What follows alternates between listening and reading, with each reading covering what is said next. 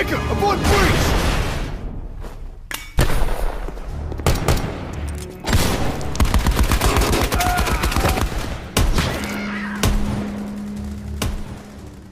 As a continuation of the Black Ops sub-series, Call of Duty Black Ops 4 both benefits from and is limited by its past. All three of its major modes, multiplayer, zombies, and the new Battle Royale mode Blackout, pull from and build upon previous games. Multiplayer is largely successful in its mix of old and new, while zombies struggles with more dated elements. Blackout, though, strikes an excellent balance, putting a clever Call of Duty spin on a genre entirely new to the series.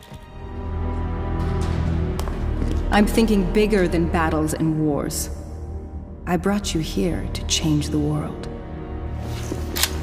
What do you have in mind?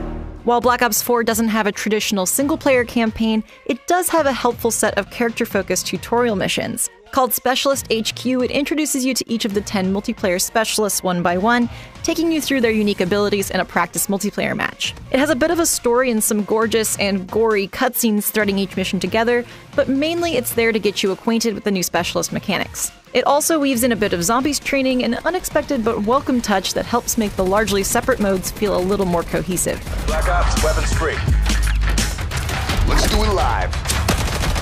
Guess who's back? It ain't a f***ing question. They know the name out in the presence of a living legend. With the standard multiplayer, Black Ops 4 takes a more tactical approach than previous games. As promised, there's no wall running or thrust jumping. Movement is weighty and grounded. The biggest change, though, is that healing is now manual and on a cooldown timer. This forces you to be more thoughtful about your positioning, since you can't just jet and dodge enemy fire until your health regenerates. You need to make sure you have adequate cover and time to heal yourself in your immediate vicinity. While this encourages a slightly slower, more cautious pace individually, overall time to kill is still low, which ensures matches don't stagnate. Each specialist has a unique weapon and equipment with a specific combat focus, like area control or high damage output. Certain specialists and strategies are more useful in some game types than others. Area control is best for objective-based modes like domination, for example. But generally, your choice of specialist and your team's composition won't matter if you aren't skilled in basic shooting and positioning. This means you can play selfishly and still have a good time, which works well for those of us who often solo queue and would rather not risk trying to communicate with randoms. But it can also make playing support-focused specialists less rewarding if you aren't working as a team, since your efforts are useless if your teammates don't take advantage of them.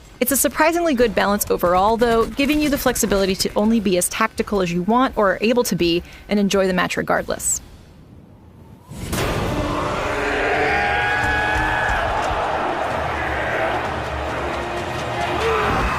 The always over-the-top zombies mode is as broad as it is deep, with 2 separate storylines across 3 maps. 4 if you have the Black Ops Pass included in the game's special editions. The first 2, 9 and Voyage of Despair, are part of the brand new Chaos story. Blood of the Dead and Classified round out the selection of maps to make up the returning Ether story. The Chaos maps are strong aesthetically, with rich level design and clever puzzles to match. Draining water that is seeped into the Titanic's depths so you don't drown while searching for other secrets, for example. The reimagined Ether maps have familiar layouts and puzzles, but there are enough differences from the original maps to surprise returning players. However, the Ultimus crew hasn't aged particularly well, even considering that each of them is stereotyped to the extreme. The jokes just don't land anymore, especially Takeo's overdone Japanese accent, where L's are replaced with R's at every opportunity. In Blood of the Dead, it's distracting, but in Classified, lines about the Emperor and eating sushi border on offensive. You'll also hear these same lines every time you start a new run, which doesn't help. On top of the already hefty amount of zombies content, Black Ops 4 introduces a new mode of fighting the undead,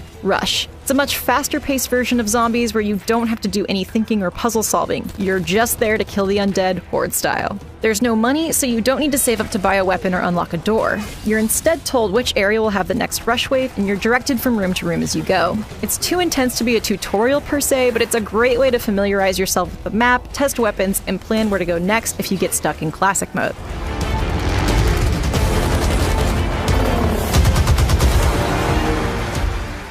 The third and arguably most exciting of Black Ops 4's 3 main sections is, of course, Blackout. Like other Battle Royale games, Call of Duty's take puts 100 players on one map with the goal of being the last person or squad standing. It's unlike anything Call of Duty has ever done before, and slight alterations to its mechanics, like the addition of bullet drop, help it adapt. The single map is filled with references to previous games, broken up into distinct and memorable regions. Like in other Battle Royale games, positioning and situational awareness are critical, and the easy-to-navigate map design facilitates strategic movement.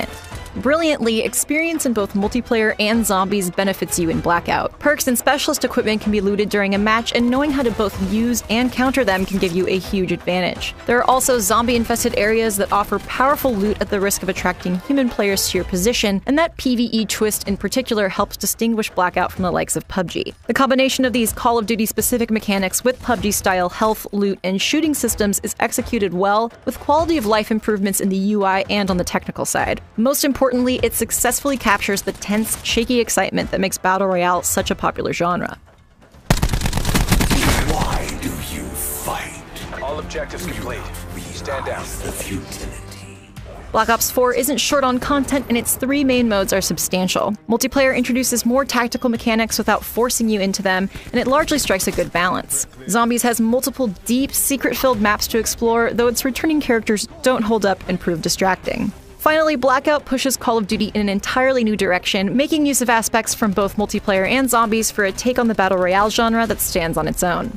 Sure, there isn't a traditional single-player campaign, but Black Ops 4 doesn't need it. What is there has the depth and breadth to be great on its own.